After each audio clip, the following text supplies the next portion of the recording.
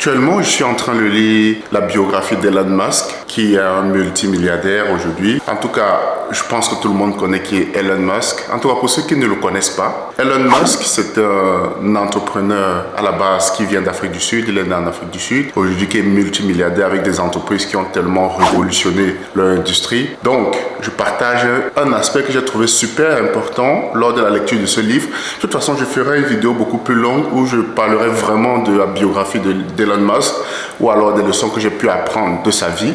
Mais ici, il y a un aspect qui m'a semblé très important et j'ai juste voulu partager ça. Allez, c'est parti. Bonjour, moi c'est Lapiemo. Je suis ingénieur logiciel, je travaille comme freelance. Et sur cette chaîne, nous parlons principalement de livres, de connaissances de façon générale et de programmation informatique. Je suis passionné par ces éléments-là, de business également. Je suis passionné par tous ces éléments-là. Et aujourd'hui, j'aimerais juste partager avec toi un aspect que j'ai en fait lu dans la biographie d'Elon Musk. Et cet aspect, c'est que, en fait, je pense qu'on a l'habitude, beaucoup de gens parlent de ça aujourd'hui et on en parle même. Je pense que tout le monde le sait. Mais quand on lit une telle chose ou tant qu'on apprend une telle chose de la vie de quelqu'un comme Elon Musk, qui a pu regrouper des hommes ou encore qui a bâti des entreprises qui vaut des milliards et des entreprises qui ont pu révolutionner leur industrie telle que l'automobile, en tout cas les voitures électriques, avec les voitures électriques, avec SpaceX qui fait dans les fusées, donc dans le spatial. Donc, tant qu'on apprend des choses comme ça, de quelqu'un comme Elon Musk, et c'est l'une des choses pour lesquelles je commence vraiment à être passionné par les biographies, les autobiographies, parce que quand on apprend de la vie de ces gens-là, ça nous motive en fait. Ça nous donne une certaine confiance, parce qu'on se rend compte que ce sont des hommes comme tout le monde, qui bien sûr ont certaines qualités, mais qui ont également plein de défauts. Et ça nous motive en nous disant que nous aussi, il y a des choses que nous pouvons réaliser. Comme le disait Steve Jobs, quand nous réalisons que tout ce qui nous entoure en fait, a été construit par des hommes comme nous. Et que nous réalisons que ces hommes-là n'étaient pas plus intelligents que nous. Nous commençons à nous poser la question de savoir quel héritage pouvons-nous également laisser dans ce monde avant de partir. Et je pense que c'est exactement ça en fait. Quand on lit des biographies ou des autobiographies de ces hommes qui ont pu accomplir des choses grandioses, en fait, on se dit en fait, ce sont des hommes comme tout le monde en fait. Ce sont des hommes comme tout le monde, avec leur peur. Tel qu'Elon Musk avait leur peur, avec le côté positif, le côté négatif. Donc, quelle est cette chose en fait que je pense importante de garder à l'esprit? Comme je l'ai dit, on le partage déjà, on le dit énormément, mais on ne prend pas en fait l'ampleur de la chose. Je pense, à mon avis, en tout cas moi, je n'avais pas vraiment compris l'ampleur de cette chose-là. Mais quand je l'ai lu ici, dans cette biographie d'Elon Musk, je me suis dit, il faut vraiment que je commence à garder ça sérieusement à l'esprit dans tout ce que j'ai envie de faire. Globalement, Elon Musk, quand il a vendu sa deuxième entreprise, parce que voilà, les entreprises qu'il a aujourd'hui, c'était pas son premier essai, en tout cas pour ceux qui ne le savent pas.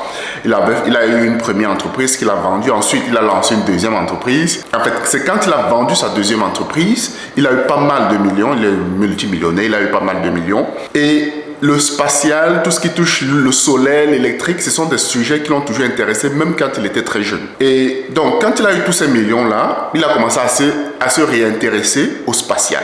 Parce que c'est quelque chose qu'il a parlé depuis sa jeunesse, depuis quand il était encore en Afrique du Sud. Parce qu'il a quitté l'Afrique du Sud, il avait moins de 20 ans pour aller au Canada. Quand il a commencé à se réintéresser à ça, la chose qu'il a faite, c'est que il a commencé à chercher les groupes de personnes ou alors des associations qui parlaient du spatial. Et il a tout fait pour intégrer ces groupes-là. Il a tout fait pour rencontrer des gens qui travaillent dans le spatial, pour être conseillé par ces personnes-là, pour apprendre de ces personnes-là. Et je pense que c'est quelque chose que nous devons vraiment garder à l'esprit. Peu importe ce que nous voulons faire, si nous sommes ou pas dans le domaine, nous devons vraiment rechercher des gens qui travaillent déjà dans ce domaine. Et c'est ça qu'il a fait en fait. Et laisse-moi te dire que pour intégrer ce groupe-là, il a dû même payer en fait pour intégrer le groupe. Il a payé $5 000 pour intégrer, en fait c'était une association de personnes qui parlaient du spatial, des gens qui travaillaient dans le spatial et qui parlaient du spatial en fait. Ce sont des personnes qui réalisaient même des mini-fusées. Donc il a intégré ce groupe-là, il a payé $5 000 pour intégrer le groupe. Globalement, c'était un don qu'il a donné. Ce n'était pas prérequis, mais c'était un don qu'il avait fait pour intégrer ce groupe, cette association, où il est devenu membre actif de l'association. Il a même fait partie du conseil d'administration de l'association. Après, il a quitté bien sûr l'association pour créer sa propre association qui va parler des sujets du spatial. Et c'est ainsi qu'il a rencontré des gens qui travaillent dans le spatial, qui l'ont conseillé. Pour ses premières expériences, il a décidé d'aller par exemple acheter certaines fusées en Russie. Mais voilà, ça ne s'est pas passé comme il fallait. Et c'est alors là qu'il a eu l'idée de se dire, ok, nous pourrons construire nos propres fusées. En fait, j'ai pensé que cet aspect était super important et j'ai juste voulu partager ça. Mais je pense que nous devons vraiment garder ça à l'esprit, nous entourer des bonnes personnes dans ce que nous voulons accomplir. Si tu as envie de créer ton entreprise demain, commence à t'entourer des personnes qui ont déjà des entreprises. Si possible, paye même pour intégrer des groupes de ces personnes-là, pour t'entourer de ces personnes-là, pour apprendre d'eux, pour recevoir leurs conseils. Si tu veux travailler dans le développement logiciel, peut-être que ce n'est pas ton domaine de base, essaie d'intégrer des groupes de personnes qui travaillent dans le développement logiciel. Pose-leur des questions. Paye même s'il faut payer. Franchement, je pense que c'est quelque chose de super important que nous devons garder à l'esprit. Nous devons tous garder à l'esprit si nous voulons construire un certain nombre de choses. Savoir s'entourer des bonnes personnes. Et il y a comme ça une fois, je crois que c'est un entrepreneur français qui a dit que un entrepreneur ne doit pas jouer avec des gens qui laissent entrer dans son environnement. Parce que c'est un peu comme ça. Quel terme il avait utilisé? Je ne me rappelle plus exactement. Il disait des gens qui entourent un entrepreneur vont conditionner en fait sa réussite. Parce que certaines personnes peuvent nous saquer le moral. Non, c'est juste cette petite idée que je voulais partager avec toi. Dis-moi ce que tu en penses dans les commentaires. Je pensais à ça comme quelque chose de super important, de garder toujours à l'esprit dans tout ce que nous voulons faire. Si quelqu'un comme Elon Musk, je ne sais pas pour certains, peut-être pour certains qui ne le connaissent pas, faites un tout petit peu les recherches. Il a une entreprise qui fait dans le spatial. Il a une entreprise qui fait dans des voitures électriques. Et en plus des entreprises qui ont révolutionné complètement le secteur, ces industries-là. Il a une entreprise qui fait dans les panneaux solaires, dans le solaire avec Solar City. Si quelqu'un comme lui procède ainsi, qui sommes-nous pour ne pas procéder ainsi?